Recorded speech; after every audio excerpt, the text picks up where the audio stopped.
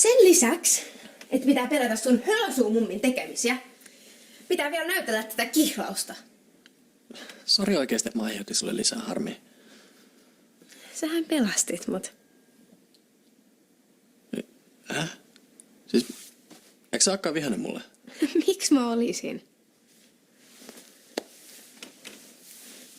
Miten mä voisin olla vihainen tyypille, joka olisi valmis tekemään mun puolesta ihan mitä vaan? Siis, se nyt oli pelkkää läppää. Ai. Mä toivoin, että sä olisit tarkoittanut sitä.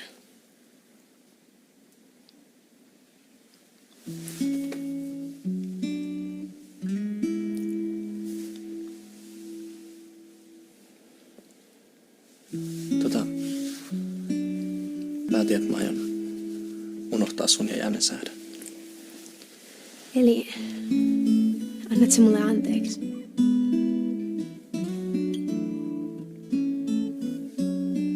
Toi merkitsee mulle tosi paljon. Niin säkin mulle.